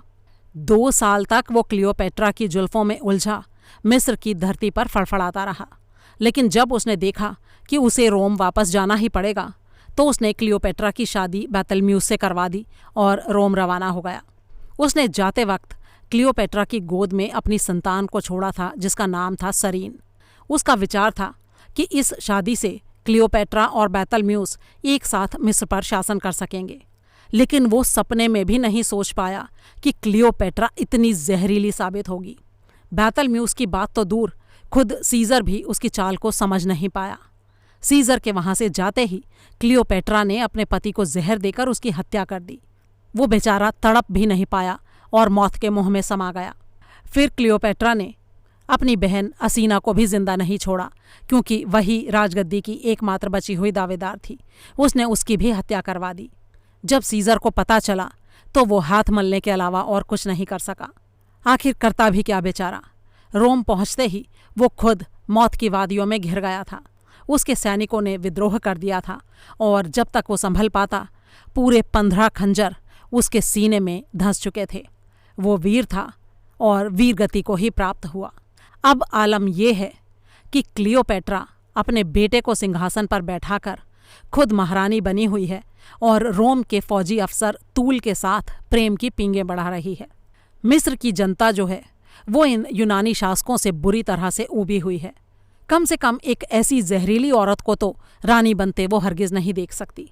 तो ऐसे में अगर उन्हें ये पता चले कि मिस्र के फराओ का कोई वंशज उन्हें गुलामी से मुक्त कराने के लिए संघर्ष कर रहा है तो पूरी जनता बेहिचक तुम्हारे साथ हो जाएगी। तो बस बेटे हरमासिस, वक्त और मिस्र की धरती तुम्हें पुकार रही है। जाओ और देवताओं के आशीर्वाद से अपनी मातृभूमि के पैरों से लिपटी गुलामी की जंजीरों को काट डालो। लेकिन एक बात याद रखना, क्लियोपेट्रा संसार की सबसे खूबसूरत औरत है और उसकी सुंदरता में उतना ही जहर घुला हुआ है। इसलिए कभी भी अपने कर्तव्य से विमुख मत होना और दृढ़ कदमों से सही राह पर आगे बढ़ते जाना। ईश्वर तुम्हें सफलता प्रदान करेंगे। मैंने मामा जी का आशीर्वाद लिया और फिर अपने शहर के लिए रवाना हो गया। एबिदोस पहुंचने पर मेरे प्यारे शहरवासियों ने मुझे सर आंखों पर बिठाया। आतो तो मुझे सीने से चिपकाकर रोने ही लगी। जब मैं पिता से मिलने गया तो उन्होंने तीखी दृष्टि से मेरी आंखों में देखा। मुझे खुशी है मेरे बेटे कि तुमने वो सारी विद्याएं सीख ली हैं जिनकी तुम्हें ज़रूरत थी। मैं यहाँ से हर पल तुम पर नज़र रखता था। अब वो समय आ गया है जब तुम्हें देवी अजियर्स के सामने पेश कर देना ही उचित होगा। मैं तैयार हूँ पिताजी, मैंने दृढ़ स्वर में कहा। कुछ ही दिनों में अजियर्स पर्व का दिन भी आ पहुँचा। रात के समय मुझे देवी अजियर्स के सामने पेश होना था। इसी रात मुझे मिस्र के उन गूढ़ रहस्यों से परिचित होना था जो विशाल मिस्र के सिर्फ कुछ गिने चुने लोगों को ही मालूम थे। इसके बाद मुझे काहन घोषित कर दिया जाना था। रात हुई और मैं देवी की प्रतिमा के सामने था। मेरे पिता लंबा सफ़ेद चोगा पहने पुजारी के साथ खड़े थे। पुजारी ने पूछा, क्या तुम देवी से मुलाकात के लिए तैयार हो हरमासिस? जी हाँ, मैंने कहा। अच्छी तरह से विचार कर लो, ये बहुत ही कठिन परीक्षा है। इस दौरान तुम्हारी मृत्यु भी हो सकती है। देवी का चमत्कारिक रूप और उससे अचानक हुआ सामना तुम्हें विचलित भी कर सकता है, और अगर तुम्हारे मन में ज़रा सा भी पाप हुआ और तुम विचलित हुए तो तुम्हारी मौत ज़रूर होगी। मैंने भी पूरे दृढ़ स्वर में कहा, देवी के दर्शन करते हुए अगर मैं मृत्यु को प्राप्त हुआ तो ये मेरे लिए परम सौभाग्य की बात होगी। इसके बाद मुझे देवी माँ के सामने खड़ा कर दिया गया। पुजारी के संकेत पर मैंने अपना माथा देवी के चरणों में टिका दिया और सच्चे मन से देवी माँ से प्रार्थना करने लगा। पुजारी ने एक बार मेरे सिर पर हाथ रखा और फिर वे सब लोग गुफा से बाहर निकल गए। मैं कुछ पलों तक उसी अवस्था में बैठा रहा और फिर एकाएक चारों तरफ अंधकार छा गया। कुछ पल बाद उस अंधकार में से रोशनी की एक किरण फूटी और फिर एक तेज विस्फोट हुआ। चारों तरफ तेज प्रकाश ही प्रकाश फैल गया। ऐसा लगा मानो मेरे चारों तरफ आग की किरणें नृत्य कर रही हों। फिर मुझे तरह तरह के दृश्य दिखाई देने लगे। तेज गति से समुद्र की तरफ बढ़ती नील नदी, कुछ विचित्र पक्षी और विचित्र पशु जिन्हें मैंने पहले कभी नहीं देखा था। नील नदी के तट पर इंसानों और बंदरों जैसे जीव आपस में लड़ते हुए, और इसके अलावा और भी न जाने क्या क्या। इन दृश्यों में सुखद और दुखद दोनों ही तरह के दृश्य शामिल थे। देवी अजियर्स की पूजा करते लोग, और फिर एक काली कलूटी पीले दांतों वाली भद्दी औरत द्वारा देवी अजियर्स को उनके सिंहासन से उतारकर नीचे फेंक देना, फिर एक तेजस्वी किशोर द्वारा उस भद्दी औरत से युद्ध करना। इसी तरह के अनेक दृश्य मेरी आंखों के सामने आते गए और गायब होते गए। युद्ध भूमि में होती भयंकर मारकाट और खून की बहती नदियां भी मैंने देखीं, और फिर कुछ देर बाद ये सारे दृश्य गायब हो गए। फिर इसके बाद रोशनी की एक किरण फिर से उभरी और इस बार मुझे दर्शन हुए देवी माँ के। देवी माँ को यूं अपने सामने साक्षात देखकर मेरा पूरा शरीर हौले हौले थरथराने लगा। मैं किसी सूखे पत्ते की तरह कांप रहा था। देवी माँ मुझे देखकर बड़े ही प्रेम से मुस्कुराईं और उसके बाद मेरी चेतना लुप्त होती चली गई। मैं जहाँ था वहीं लुढ़क गया। जब मुझे होश आया तो मैंने खुद को उसी गुफा में देवी माँ की प्रतिमा के चरणों में पड़ा पाया। एक पुजारी मेरे ऊपर झुका हुआ था। उसने कहा, उठो वत्स, आज तुम्हारा नया जन्म हुआ है। तुम उस रहस्यमय संसार से वापस आए हो जहाँ जाने के बाद आज तक कोई नहीं लौट सका। लेकिन एक बात याद रखना वत्स, पिछली रात तुम्हें जो अनुभव हुए हैं उनका जिक्र भूल कर भी किसी के आगे मत करना। वो सिर्फ तुम्हारी धरोहर हैं। ठीक है, मैं ध्यान रखूँगा, मैंने कहा। अगले दिन मेरे पिता और दूसरे खास काहनों ने ये तय किया कि गुप्त रूप से मुझे मिस्र का फराव घोषित करते हुए मेरी ताजपोशी कर दी जाए। उन्होंने कुछ प्राचीन देवी देवताओं की मूर्तियों को एक गुप्त जगह से बाहर निकाला और उनकी पूजा अर्चना शुरू कर दी। सबसे पहले मेरे शरीर पर एक खास तेल की मालिश की गई। फिर घुटनों के नीचे तक लंबा चोगा पहनाकर मुझे पत्थर के शाही सिंहासन पर बैठाया गया। पूजा अर्चना के बाद मेरे सिर पर ताज रखते हुए मुझे देशभक्ति की शपथ दिलाई गई और फिर वहाँ मौजूद लोगों ने मेरी जय जयकार के नारे लगाए। मैं ये सब कुछ देखते और सुनते हुए अपने इरादों को मन ही मन और भी मजबूत करता रहा। अगला भाग। मैंने बड़ी ही हैरानी से सामने बैठे उस तांत्रिक जैसे इंसान को देखा। फिर मेरी नज़र वहाँ मौजूद नए चेहरों पर पड़ी। इन सभी के व्यक्तित्व काफ़ी प्रभावशाली थे। उनके चेहरों से रौब टपक रहा था। मेरे पिताजी ने तांत्रिक की तरफ संकेत करते हुए कहा, ये महाशय तुम्हें तंत्र विद्या सिखाएंगे, और ये जो हैं ये पुराने अनुभवी फौजी अफसर हैं। ये तुम्हें युद्ध के बारे में सिखाएंगे, युद्ध के नियम और कूटनीतियाँ, वो सब कुछ। और उसी दिन से मेरी शिक्षाओं का क्रम शुरू हो गया। कुछ दिनों के बाद मेरे पिताजी और मामा जी मुझे एकांत में ले गए। मामा जी ने कहा, बेटा हरमासिस, मैं अलेक्जेंड्रिया जा रहा हूँ। क्लियोपेट्रा आजकल वहीं रहती है। मैंने वहाँ पर रहने के लिए एक गुप्त जगह की व्यवस्था की है, और ये तो तुम समझ ही गए होंगे कि ये सारा इंतज़ाम तुम्हें वहाँ बुलाने के लिए किया जा रहा है। वहाँ पहुँचकर जल्दी ही मैं तुम्हें वहाँ बुलाऊँगा। मामा जी चले गए और कुछ दिनों बाद उनका बुलावा आया। मेरे पिता ने मुझे आशीर्वाद देते हुए कहा, जाओ बेटा, तुम्हारा कर्तव्य तुम्हें पुकार रहा है। एक बात का ध्यान रखना, जब तक तुम मिस्र के सिंहासन पर बैठ ना जाओ तब तक मैं ये शरीर छोड़ना नहीं चाहता। इधर तुम सिंहासन पर बैठोगे और उधर मैं ये शरीर छोड़ दूंगा। लेकिन बेटा, पता नहीं क्यों तुम्हारे जाते वक्त मेरा दिल किसी अनजानी सी आशंका से धड़क रहा है। ऐसा लगता है जैसे सिंहासन की ओर बढ़ते तुम्हारे कदमों से एक बहुत बड़ी बाधा आ लिपटने वाली है। आप चिंता ना करें पिताजी, उस बाधा को मेरे पांवों से लिपटने से पहले 1000 बार सोचना पड़ेगा, इसलिए आप पूरी तरह से निश्चिंत रहें। फिर मैं अलेक्जेंड्रिया के लिए रवाना हो गया। 10वें दिन शाम को हमारा जहाज़ अलेक्जेंड्रिया के खूबसूरत तट पर जा लगा।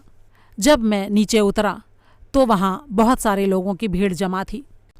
नील नदी के तट पर बसा मिस्र का सबसे सुंदर और सबसे ज़्यादा आबादी वाला ये शहर कई देशों के लोगों का एक समूह था।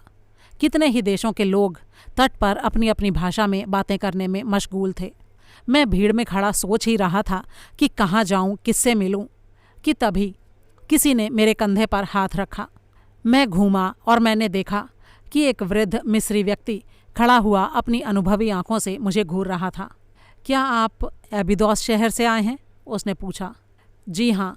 क्या आपका नाम हरमासेस है? जी हाँ। वृद्ध की आंखों में संतोष के भाव दिखाई दिए।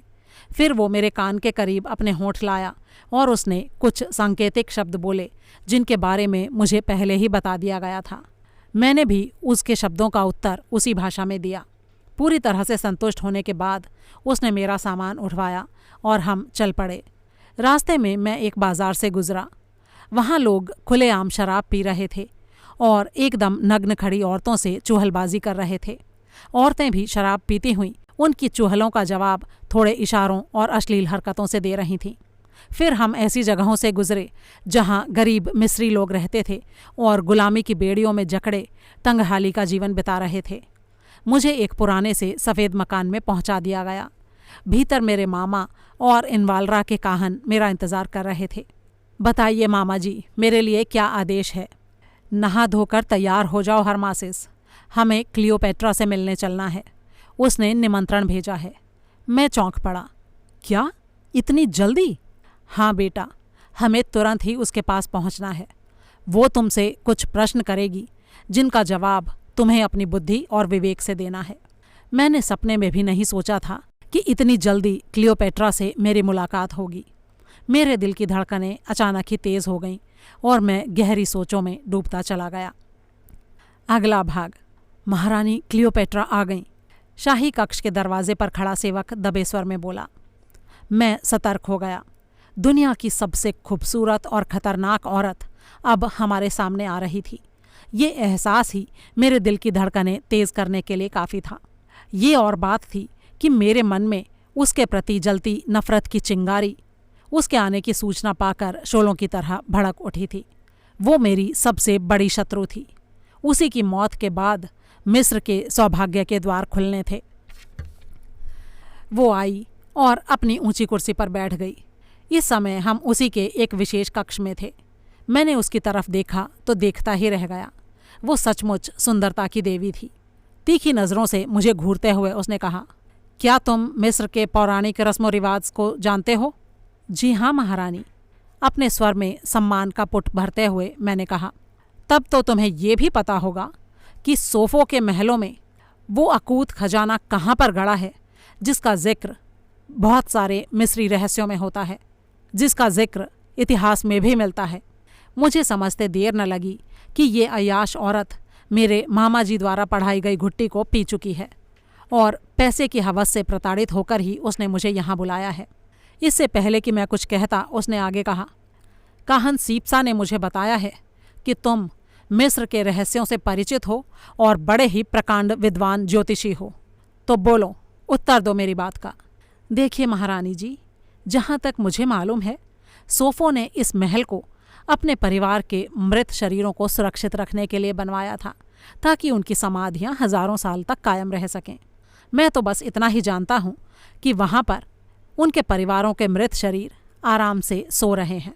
इस पर क्लियोपेट्रा गुस्से में भरकर बोली, ठीक है, तुम नहीं जानते तो ना सही, लेकिन मैं एक ना एक दिन उस अकूत खजाने का पता लगा कर ही रहूंगी।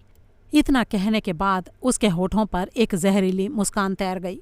मैंने देखा कि उसकी तनी हुई भौहों के बीच उसकी आंखों में गुस्से के लाल डोरे उभर आए थे। उस लालिमा को उस समय अगर कोई कवि देख लेता तो तब तक उसके ऊपर कविताएं लिखता रहता जब तक वो जीवित होता। उसे उसकी उन गुस्से भरी आंखों में भी वो खूबसूरती नजर आती जो दुनिया की किसी भी औरत में होना संभव नहीं थी। लेकिन मुझे उसकी खूबसूरती से क्या लेना देना था। मेरे मन में तो उसके लिए नफरत का सागर हिलोरे मार रहा था।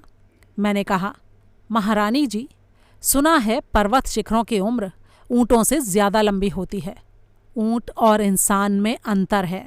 ऊँट सिर्फ पहाड़ के नीचे से गुजरता है, इसलिए हेय दृष्टि से देखा जाता है, जबकि इंसान अगर चाहे तो आसमान की बुलंदियों में भी अपना परचम लहरा सकता है। समझे ज्योतिषी? ये कहने के बाद क्लियोपेट्रा बड़े ही अजीब तरीके से हंस पड़ी। मैंने उन शब्दों के पीछे छिपे हुए अर्थ को समझा और उनमें छिपे विष का अनुमान लगाया। साथ ही इस औरत की क्रूरता का भी कुछ कुछ अनुमान मुझे हो गया। उसकी उस विचित्र हंसी में जैसे मौत की खनक थी। शायद आप ठीक कह रही हैं महारानी जी, मैंने अनमने भाव से कहा, और फिर कुछ औपचारिक शब्द बोलने के बाद मैं बाहर आ गया। मामा जी के गुप्त आवास पर पहुंचने के बाद भी मेरे कानों में क्लियोपेट्रा के ही शब्द गूंज रहे थे। दिलो दिमाग में उसी का चेहरा तैर रहा था। लाख कोशिशों के बाद भी जब मुझे नींद नहीं आई तो मैं छत पर चला गया और चांदनी में नहाए खूबसूरत अलेक्जेंड्रिया शहर को देखने लगा। चांद की शीतल रोशनी में उस शहर की खूबसूरती और भी निखर आई थी। ये याद आते ही कि जल्दी ही मैं इस खूबसूरत शहर का राजा बनने वाला हूँ, मैं रोमांचित हो उठा। सुबह मामा जी ने मुझसे पूछा, प्यारे हरमासिस, ये शहर पसंद आया तुमको? जी हाँ मामा जी, बहुत पसंद आया। ये इतना सुंदर है कि इसे देखकर लगता है कि यहाँ देवताओं का वास है। वो तो ठीक है बेटे, लेकिन हकीकत ये है कि यहाँ देवताओं का नहीं बल्कि राक्षसों का वास है। तुम प्रतिज्ञा करो हरमासिस कि क्लियोपेट्रा की मौत के बाद तुम सबसे पहले इस पूरे शहर को नेस्तनाबूद करोगे। ये आप क्या कह रहे हैं मामा जी? मैंने हैरानी से कहा। मैं सही कह रहा हूँ बेटे, और मेरी इस इच्छा में देवताओं की इच्छा भी शामिल है। वो खुद ऐसा चाहते हैं। ओह, अगर ऐसी बात है तो ऐसा ही होगा मामा जी। मेरी बात सुनकर वो संतुष्ट हो गए।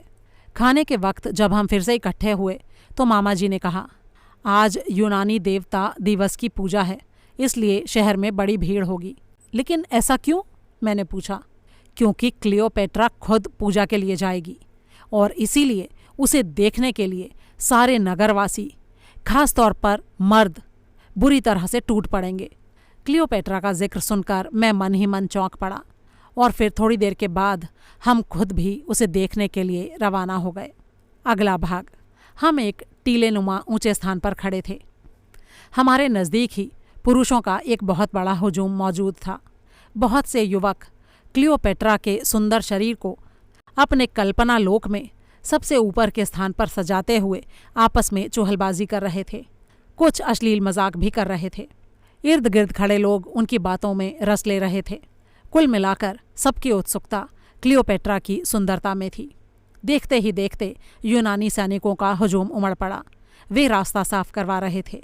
फिर घोषणा हुई कि महारानी क्लियोपेट्रा पधार रही हैं। सबकी सांसें रुक सी गईं और नज़रें उसी तरफ जम गईं।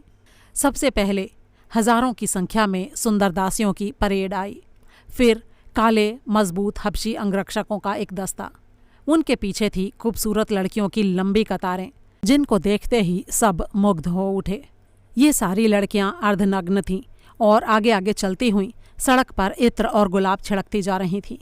फिर अचानक महारानी क्लियोपेट्रा के आने का शोर उभरा और फिर वो खुद अपनी सुंदरता का परचम लहराती नजर आई। उसे देखकर मैं चौंक गया। मेरी भ्रिकुटी पर बल पड़ गए। उसने देवी अजियर्स जैसा लिबास धारण कर रखा था। उसे और भी निकट से देखने की इच्छा लिए मैं सबको पछाड़ते हुए आगे बढ़ा, लेकिन ठिठक कर मुझे वहीं रुक जाना पड़ा। आगे हबशी गुलामों का एक दस्ता खड़ा था। वे डंडे मार मार कर भीड़ को पीछे धकेल रहे थे। मुझसे थोड़ा आगे एक मिस्री औरत खड़ी थी। हबशियों के सरदार ने उसके कंधे पर भी खींचकर डंडा मारा, जिसके परिणाम स्वरूप वो गोद में लिए बच्चे सहित नीचे गिर पड़ी। आसपास खड़े मिस्र के लोगों के खून में उबाल तो आया, लेकिन अपनी स्थिति का आभास होते ही वो फिर से भीगी बिल्ली बन गए। आखिर बिल्ली के गले में घंटी कौन बांधता? लेकिन मुझसे ये सब सहन नहीं हुआ। मेरे हाथ में सागवान लकड़ी का एक डंडा था। मैंने खींचकर वो डंडा उस हबशी को मारा। डंडा टूट गया और हबशी बिलबिलाता हुआ मुझ पर झपटा। मैं तेजी से पीछे हटा और वो मुंह के बल मेरे कदमों में आ गिरा। फुर्ती से उठकर वो एक बार फिर से मुझ पर झपटा। मैंने तेजी से झुकाई देते हुए उसके तेज प्रहार से खुद को बचाया और उसे गले से पकड़ लिया। उसकी आंखें बाहर को उबलने लगीं। उसने मुझ पर घूंसे चलाने शुरू कर दिए। मैं मुस्कुरा उठा। गले में तेज दर्द के कारण उसके हाथों की शक्ति धीरे धीरे निष्क्रिय होने लगी। मैंने जानबूझकर उसे छोड़ दिया और अपनी हसरतें पूरा करने का उसे मौका दिया। वो थोड़ा पीछे हटकर फिर से मुझसे आ भिड़ा। मैं भी उसके हमले का जवाब अपने हल्के फुल्के वारों से दे रहा था। तभी क्लियोपेट्रा का रथ मेरे नज़दीक पहुंचा। सोने के रथ पर सवार क्लियोपेट्रा की तरफ मैंने देखा तो पाया कि वो भी मुझे ही देख रही थी। उसकी पलकें नशे की खुमारी से बोझिल थीं। उसके सिर पर बेशकीमती हीरो पन्नों से जड़ा मुकुट था। मुकुट को देवी अजियर्स के मुकुट जैसा बनाने की पूरी कोशिश की गई थी। मुकुट के बगल से झूलती उसके रेशमी बालों की लटें उसके चेहरे को और भी खूबसूरत बना रही थीं। उसके बाकी बाल उसके कंधों पर बिखरे हुए थे। उसके कंधे और ऊपरी शरीर पूरी तरह से वस्त्र रहित थे।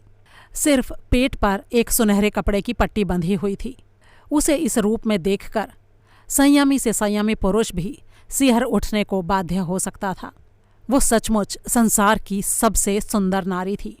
उसकी नग्नता एक तरफ जहाँ यूनानियों की कामुक प्रवृत्ति का परिचय देती थी, वहीं क्लियोपेट्रा के अपराजेय सौंदर्य का खुला प्रदर्शन भी करती थी।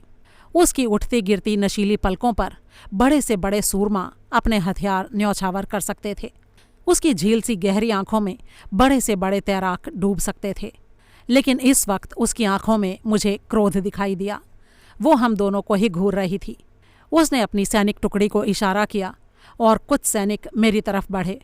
मुझे खींचकर उन्होंने उसके सामने ले जा खड़ा किया। वहां उपस्थित सभी लोगों के दिल जोर जोर से धड़कने लगे।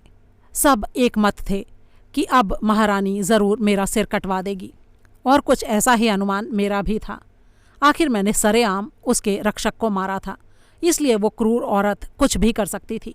मुझे देखकर वो अजीब से तरीके से हंसी और बोली, हम शायद पहले भी मिल चुके हैं नौजवान। कौन हो तुम? मेरे रक्षक को तुमने इतनी बेरहमी से क्यों पीटा? शायद तुम्हें अनुमान नहीं है कि तुम्हारी इस बेवकूफ़ी की तुम्हें क्या क्या सज़ा मिल सकती है। मेरे पिता एबिदोस के आमन महंत हैं महारानी जी। मैं उनका गोद लिया हुआ पुत्र हरमासेस हूँ। एक बहुत ही विद्वान ज्योतिषी होने का गौरव मुझे प्राप्त है। इस शहर में आने का मेरा एक ही लक्ष्य है, और वो है अपनी किस्मत आजमाना। आपके रक्षक ने एक स्त्री को डंडे से मारा, और वो भी इतने क्रूर तरीके से कि वो अपनी गोद में लिए बच्चे सहित गिर पड़ी और बेहोश हो गई। ये अत्याचार मुझसे देखा नहीं गया। यहाँ खड़े बाकी लोगों ने भी वो दृश्य देखा था। आप चाहें तो किसी से भी सच्चाई पूछ सकते हैं। मेरी बात सुनकर क्लियोपेट्रा अपनी ही सोचों में गुम हो गई। उसके माथे पर बल पड़ गए। फिर उसने आदेश दिया, उस रक्षक को मेरे सामने लाओ। तुरंत उस हबशी को उसके सामने पेश कर दिया गया। वो उसे गुस्से से घूरते हुए बोली, नीच कायर, औरत पर हाथ उठाते शर्म नहीं आई तुझे? सिपाहियों, इसका दायां हाथ इसके कंधे से अलग कर दो, जिससे कि ये फिर कभी इतनी जलील हरकत ना कर सके। अगले ही पल एक यूनानी सैनिक आगे बढ़ा। बिजली की तेजी से उसकी तलवार घूमी और हबशी का दायां हाथ कटकर नीचे गिर गया। आसपास खड़े लोगों में से कोई चिल्लाया, महारानी क्लियोपेट्रा। बाकी लोग चिल्लाए, जिंदाबाद जिंदाबाद। फिर क्लियोपेट्रा मेरी तरफ देखते हुए एक खनक भरी हंसी हंसी और फिर उसने रथ आगे बढ़ाने का संकेत किया। तभी मेरे मामा और उनके साथी काहन तेजी से आगे आए और नाराज़गी भरे स्वर में मुझसे बोले, ये क्या बेवकूफ़ी की तुमने? ये बेवकूफ़ी नहीं मामा जी, ये न्याय है।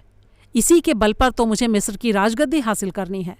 अच्छा ठीक है, अब निकलो यहाँ से। तुम जानते नहीं हो तुमने क्या कर दिया है। और फिर हम लोग वहाँ से चले गए। इससे आगे की कहानी के लिए सुने क्लियोपेट्रा नॉवल का दूसरा और आखिरी भाग।